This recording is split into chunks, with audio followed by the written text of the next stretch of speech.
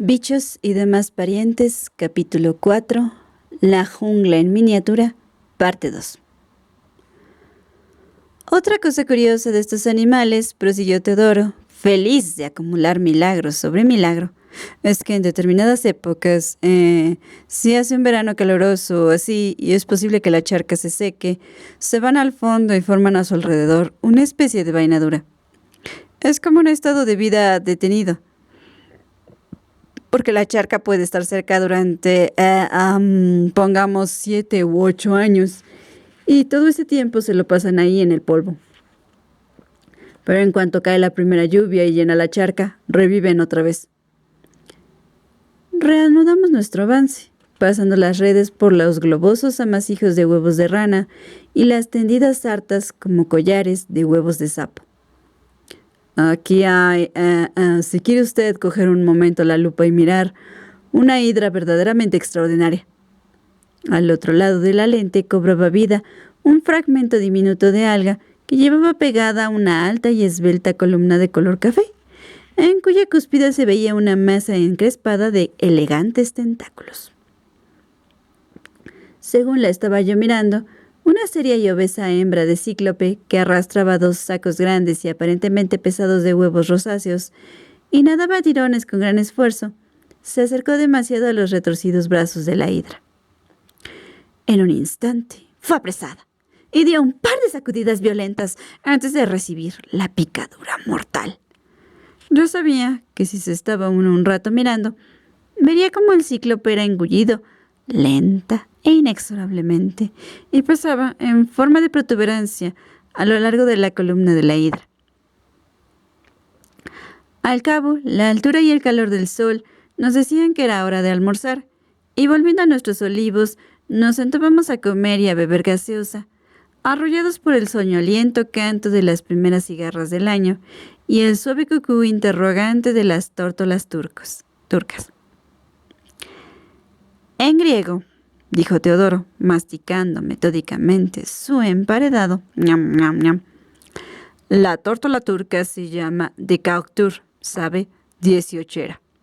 Cuenta la leyenda que cuando Jesucristo subía al Calvario con la cruz a cuestas, un soldado romano, viéndole exhausto, se apiadó de él. A la vera del camino estaba una vieja que vendía leche, con que el romano fue y le preguntó que a cómo vendía la taza. Ella le contestó que a 18 monedas, pero el soldado no tenía más que 17. Así que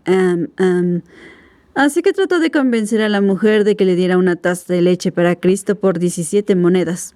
Pero ella, codiciosa, no quiso bajar de las 18.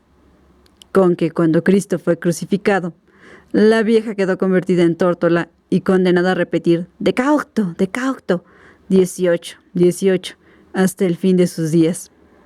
Si alguna vez consiente en decir decaepta, 17, recobrará su forma humana. Y si por empecinamiento dice decaenea, 19, entonces se acabará el mundo.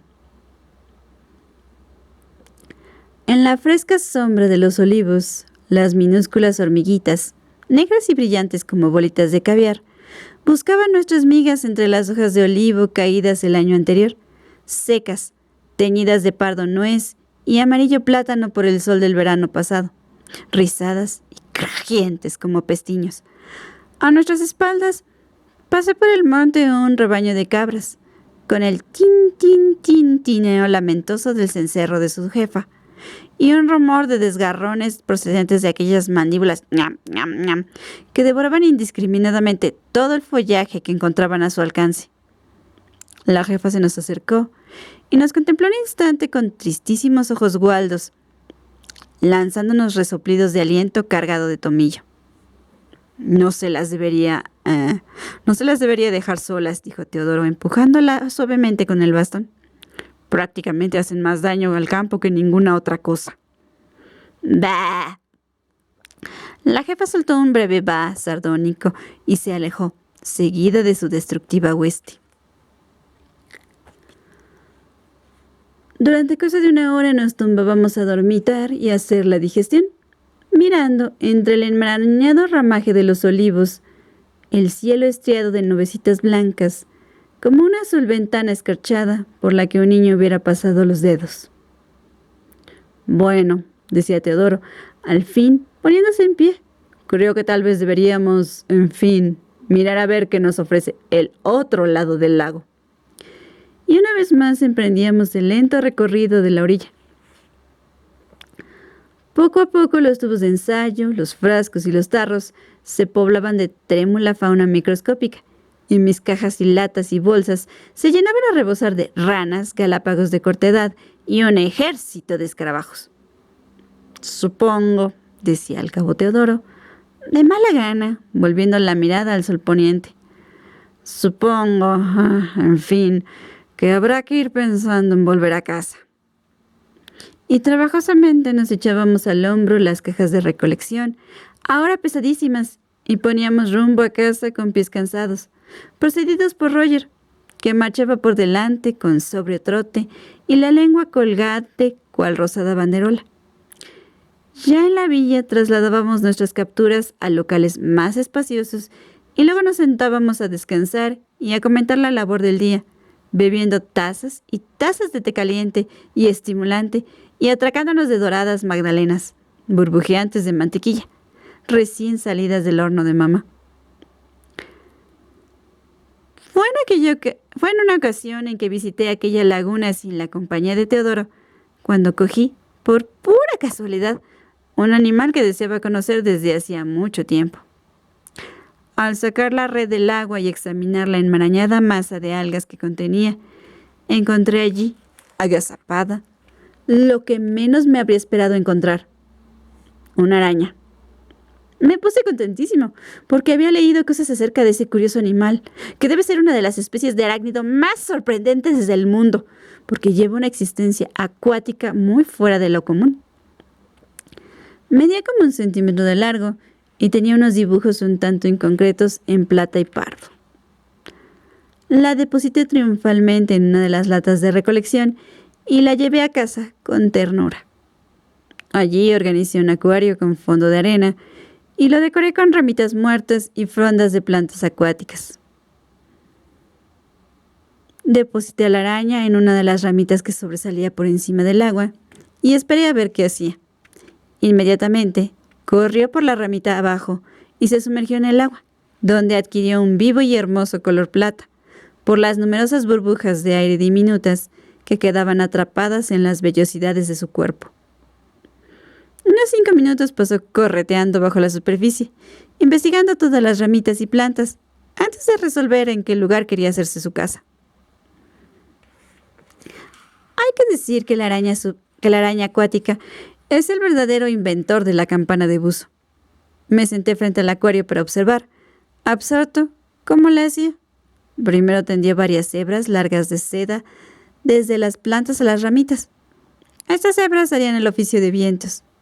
Luego, situándose más o menos en el centro de esas guías, procedió a tejer una tela plana, de forma ovalada, irregular, y más o menos como todas, pero de malla más fina, de suerte que más parecía una telaraña casera cargada de polvo.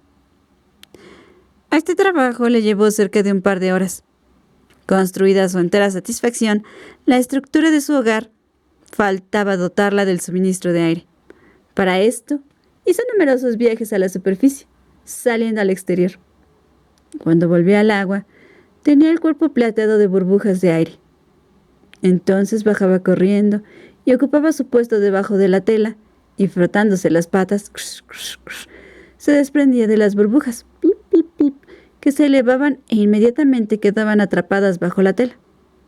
Hecho esto 5 o 6 veces, todas las burbujitas de debajo de la tela se habían amalgamado, formando una sola burbuja grande. Conforme la araña añadía más y más aire a la burbuja y ésta aumentaba de tamaño, su fuerza empezó a empujar la tela hacia arriba, hasta que, al rato, la araña logró el fin pretendido. Entre la planta acuática y las ramas, firmemente anclada por los vientos, quedó suspendida una envoltura campaniforme llena de aire. Ese sería el hogar de la araña, que le permitiría vivir muy cómodamente, sin tener que hacer visitas frecuentes a la superficie, porque, según yo sabía, el aire contenido en la campana sería renovado por el oxígeno que desprendían las plantas y el monóxido de carbono producido por la araña se escaparía a través de las sedosas paredes de su casa. Contemplando aquella prodigiosa muestra de artesanía, me preguntaba yo cómo demonios habría podido la primera araña acuática, que quería llegar a ser araña acuática, inventar aquel ingenioso sistema de vida bajo el agua. Pero la costumbre de vivir en un submarino de fabricación propia no es la única peculiaridad de esta araña. A diferencia de lo que sucede en la inmensa mayoría de las especies, el macho viene a ser el doble de grande que la hembra, y una vez apareados, no es devorado por su esposa, como tan a menudo ocurre en la vida conyugal de los arácnidos. Por el tamaño se veía que mi araña era hembra, y me pareció que tenía el abdomen algo hinchado.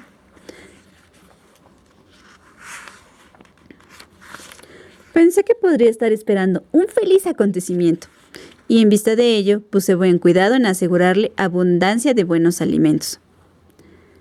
Le gustaban las gordas dafnias verdes que atrapaba con extraordinaria destreza cuando pasaba nadando a su lado, pero probablemente su plato favorito eran las diminutas larvas de tritón recién salidas del huevo, a quienes nunca vacilaba en atacar, a pesar de ser una presa muy grande para ella. Capturada la golosina, que buenamente pasara, se la llevaba a la campana y allí se la comía con toda comodidad. Llegó el gran día en que la encontré añadiendo una extensión a la campana. Se lo tomó con calma y tardó 2 días en completarlo. Y una mañana, al asomarme al tanque, tuve la alegría de ver que la nursery albergaba una pelota redonda de huevos que a su debido tiempo dejaron salir réplicas en miniatura de su madre. Pronto me encontré con más arañas acuáticas de las que habría querido. Me enfadé mucho cuando descubrí que la madre, con una absoluta carencia de sentimientos maternales, no le hacía ascos alimentarse de su propia descendencia. De modo que tuve que pasar a las crías a otro acuario, pero según crecían, les dio por comerse unas a otras, con que al final no me quedé más que con 2 que parecían ser las más inteligentes, y a todas las demás me las llevé a la laguna y las solté. Fue por aquella época en que yo estaba enfrascado con las arañas acuáticas cuando, por fin, se presentó en casa Sven Olsson. Para consternación de mamá, Larry había tomado la costumbre de invitar a hordas enteras de pintores, poetas y novelistas sin consultarla previamente. Sven Olsson era escultor, y algún aviso habíamos tenido de su llegada inminente, porque durante varias semanas nos había bombardeado con telegramas contradictorios acerca de sus movimientos. Telegramas que habían vuelto tarumba a mi madre, que no paraba de hacerle y deshacerle la cama. Estábamos ella y yo tomando el té tan tranquilos en la veranda cuando apareció un coche de punto, subió por la avenida y se paró delante de la casa. En el asiento de atrás venía un hombre enorme que guardaba un parecido facial notable con las reconstrucciones del hombre de Neandertal. Vestía camiseta blanca, voluminosos bombachos de cuadros de colores y sandalias. Sobre la descomunal testa reposaba un sombrero de paja de anchas alas, con sendos orificios a uno y otro lado de la copa, que indicaban que había sido diseñado para uso de un caballo. Pesadamente bajó el hombrote del coche, cargado con una maleta de cuero muy grande y baqueteada, y un acordeón. Mamá y yo salimos a recibirle. Al vernos llegar, se quitó el sombrero y saludó con una inclinación, dejando ver que aquel inmenso cráneo estaba totalmente mondo de pelo, fuera de una extraña y desflecada coletilla gris en el cogote. ¿Es usted la señora Durrell?, inquirió, fijando en mamá unos ojos azules grandes e infantiles. Mucho gusto en conocerla. Yo soy Sven. Hablaba un inglés impecable, sin indicios apenas de deje extranjero. Pero en cambio la voz era rarísima porque oscilaba entre un tono lleno y profundo de barítono y un falsete temblón, como si a pesar de su edad la estuviera empezando a cambiar. Ofreció a mamá una mano muy grande, blanca y espatulada, y volvió a inclinarse. Me alegro mucho de que por fin haya conseguido usted llegar hasta aquí, dijo mamá, con mucha animación y poca sinceridad. Haga el favor de pasar. ¿Le apetece tomar una taza de té? Yo cogí el acordeón y la maleta, y pasamos los tres a sentarnos en la veranda, donde nos servimos té, y nos quedamos mirándonos los unos a los otros. Se hizo un silencio largo.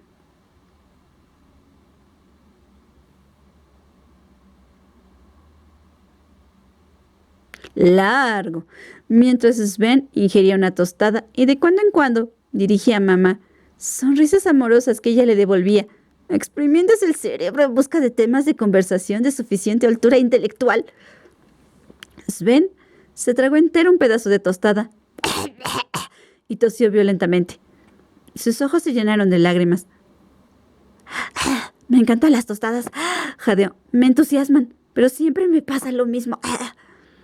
Le hicimos tomar más té, y al cabo se extinguieron sus paroxismos. Entonces se echó hacia adelante, con las enormes manos cruzadas sobre el regazo, blancas como el mármol sobre el espantoso dibujo de los bombachos, y clavó en mamá una mirada interrogante. ¿Será usted, preguntó ilusionado, ¿será usted por casualidad aficionada a la música? Bueno, titubeó mamá, bastante sorprendida, y evidentemente bajo la terrible sospecha de que si decía que sí, a lo mejor Sven le pedía que cantara. Sí me gusta la música, ¿cómo no? Pero no sé tocar nada. Me figuro, dijo Sven, como con pocas esperanzas, que no le apetecería que le interpretara alguna cosa. Ah, sí, ya lo creo, dijo mamá. Me agradaría mucho oírle. Sven le sonrió con amor, cogió el acordeón y lo abrió. Lo extendió como una oruga y del instrumento salió un ruido semejante al final de un rebuzno de asno. Tiene un poco de aire de mar dentro, dijo Sven, dándole unas palmaditas cariñosas. Se lo colocó mejor sobre el ancho pecho, dispuso cuidadosamente sobre las teclas sus dedos gruesos como salchichas, cerró los ojos y empezó a tocar. Era una melodía muy complicada y muy rara. Sven mostraba en su feo rostro tal expresión de arrobamiento que yo me moría de risa y tuve que morderme los corrillos para no explotar. Mamá escuchaba muy tiesa, con gestos de cortesía congelada, como un director de fama mundial obligado a escuchar un recital de silbato. Por fin, la melodía se acabó, con un final abrupto y discordante. Sven exhaló un suspiro de puro deleite, abrió los ojos y dirigió una sonrisa a mamá. ¡Qué bonito es Bach!, dijo. ¡Ah, sí!, dijo mamá con entusiasmo bien simulado. Me alegro que le guste, dijo Sven. Le voy a tocar otra cosa. Y durante toda una hora nos tuvo allí atrapados, tocando una pieza tras otra. Cada vez que mamá iniciaba algún movimiento buscando la huida, Sven alzaba una manaza, como deteniendo una fila de tráfico imaginario, y con gesto malicioso decía: la última. Y mamá respondía con una trémula sonrisa y volvía a sentarse. De modo que fue grande nuestro alivio cuando el resto de la familia regresó del pueblo. Larry y Sven bailotearon uno alrededor del otro, rugiendo como un par de toros e intercambiando abrazos apasionados. Y luego Larry se lo llevó a su cuarto, y allí estuvieron horas y horas encerrados. De vez en cuando nos llegaban sus sonoras risotadas. ¿Qué tal es?, preguntó Margo. Pues hija, si te he de decir la verdad, no lo sé, respondió mamá. No ha hecho más que tocar desde que llegó.